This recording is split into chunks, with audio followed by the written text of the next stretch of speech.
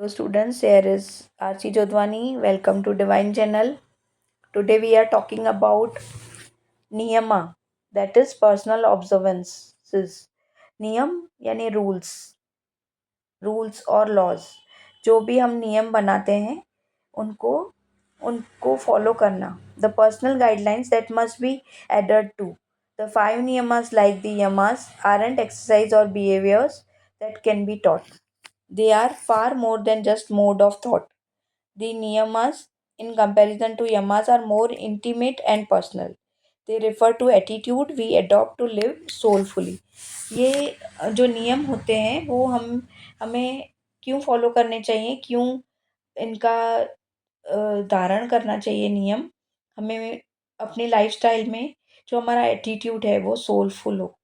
हम सच्चाई के मार्ग पे तो चल रहे हैं, ये हमने समझा, पर हमारा थॉट प्रोसेस कहाँ जा रहा है, हमारी सोच कैसी होनी चाहिए. तो इसके लिए 5 नियम हैं जो हम डेली लाइफ में अप्लाई करते हैं. दैट इज सोच यानी प्योरिटी. प्योरिटी क्या होती है?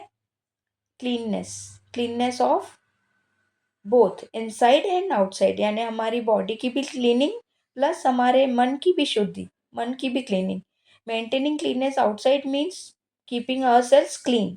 वो हम रोज़ नहाते हैं, ब्रश करते हैं, अपने बॉडी को क्लीन रखते हैं. ये जो है बॉडी ऑर्गन्स की क्लीननेस है. लेकिन इसके साथ हमारे माइंड की मेंटल क्लैरिटी भी होनी चाहिए. तो आसन और प्राणायाम जो मेथड्स हैं उनसे हम इंटरनल सोच करते हैं और आसनों से हमारी बॉडी टोन होती है और इम्प्योरिटीज रिमूव होती हैं. जैसे कि हमारा पेट साफ रहता है, हमारे लंग्स क्लीन रहते हैं, ऑक्सीजनेटेड ब्लड हमारे हार्ट तक पहुंचता है और हमारे नसों को वो प्योरीफाई करता है. और mental cleansing of unpleasant emotions such as anger. जो हमारे माइंड में बातें चलती हैं, नेगेटिव थॉट्स चलते हैं, या किसी के प्रति गुस्सा, passion, rage, lust, greed, illusion यानी लालच, और बहुत ये ऐसे नेगेटिव विचार जो हैं, और घमंड, is pride even more important then physical purification. एक बार हम शरीर की शुद्धि कम करें तो चलेगा, लेकिन मन अगर शुद्ध नहीं है तो हमें सक्सेस नहीं मिलती. तो इसलिए हमें इन सब जो नेगेटिव एटीट्यूड्स हैं, anger, passion, lust, greed, delusion और अपने आप पे घमंड, इन सबको दूर रखना चाहिए. और फिजिकली भी purification plus mental purification. Next is santosha. Santosha यानी containment. Modesty and feeling of being content with whatever we have. देखो, हमेशा हम इंसान की सोच रहती कि मेरे पास तो ये नहीं है, मेरे पास तो वो नहीं है. तो जो हमें मिला है उसमें हमें शांत और संतुष्ट रहना आना चाहिए.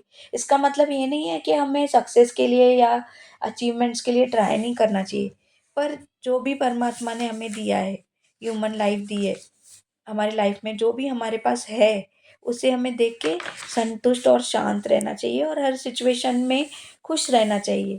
Everything as a purpose which yoga refers to as a karma, and we should acquire tranquilly in order to accept what happens. It means being satisfied with what we have rather than unsatisfied that what we don't have.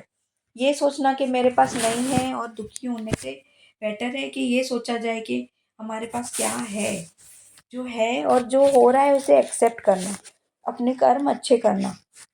तो हमें तभी piece of mind मिल सकता है जब हम संतुष्ट रहते हैं. और संतुष्ट हम तब रह सकते हैं जो हमें परमात्मा ने दिया है उसे हम स्वीकार करके खुश रहें. Next is tapas. Disciplined use of our energy. Tapas is a Spanish phrase that means to keep the body in shape, to face and deal with inner desires without putting on a show.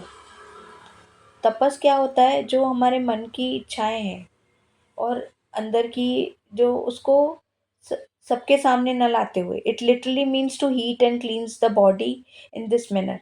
जैसे बोलते हैं ना कि योगी तपस्या करते हैं, तो वो अपनी ज़रूरतों को, जितनी ज़रूरत है उतना ही अपना भोजन लेते हैं, जितनी ज़रूरत है उतना ही बोलते हैं.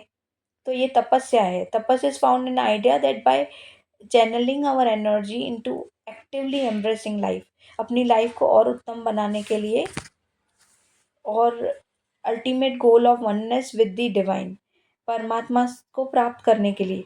तो जब हम अपनी तपस्या करते हैं तो ही हम परमात्मा को पा सकते हैं। योग में तपस्या तो है ही। देखो, तपस्या helps in burning all desires that are getting in the way of our goal. जब इच्छा नहीं रहेगी तब परमात्मा की अनुभूति होगी। तो तपस्या क्या है? Burning of all desires. आपने गौतम बुद्ध का नाम तो सुना ही होगा। उन्होंने क्या कहा है कि जब हमारी इच्छाएं खत्म हो जाती हैं, यानी कोई मन में इच्छा उठती ही नहीं है, तभी ही प्रभु की झलक मिलती है, तभी हम अपने आत्मा स्वरूप को अनुभव कर सकते हैं। तो दैट इज द तो जब हम तपस्या करेंगे तब ध्यान देंगे कि हमने क्या खाया, हमने क्या बोला, हमने अपना कर्म कैसे किया। तो paying attention to one's physical posture, eating habits and breathing patterns is known as तपस्या। हमारी सांसें कैसे चल रही हैं। तो योग में ये पूरी प्रक्रिया है कि हमें लिमिट में आहार खाना है, युक्त आहार खाना है, और प्रॉपर जो सात्विक फूड है वो खाना है, अपने ब्रीदिंग पैटर्न्स पे ध्यान देना है, आसन करने हैं और मन को शांत रखना है। स्वाध्याय, सेल्फ स्टडी। स्वाध्याय, देखो स्व का मतलब संस्कृत वर्ड में स्व मीन्स सेल्फ, अध्याय means to learn, to inquire और एग्जामिनेशन, यानी अपना एग्जामिनेशन लेना, इंक्वायरी लेना, self learning. Any practice that cultivate self reflective and consciousness is refer to a स्वाध्याय।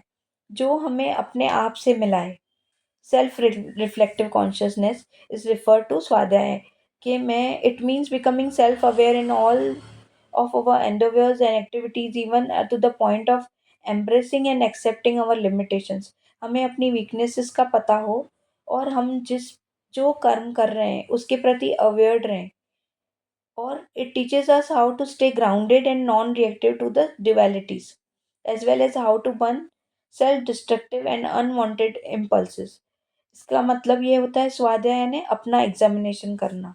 मैंने कैसे बोला, मैंने कैसा कर्म किया, और स्टे ग्राउंडेड, प्रैक्टिकल रहना, ग्राउंडेड रहना, अहंकार रहित रहना, नॉन रिएक्टिव टू द डिवेलिटीज। देखो, जो इस संसार में है ना, सब चेंजिंग है, सब टेम्पररी है, कुछ भी हमेशा नहीं रहने वाला।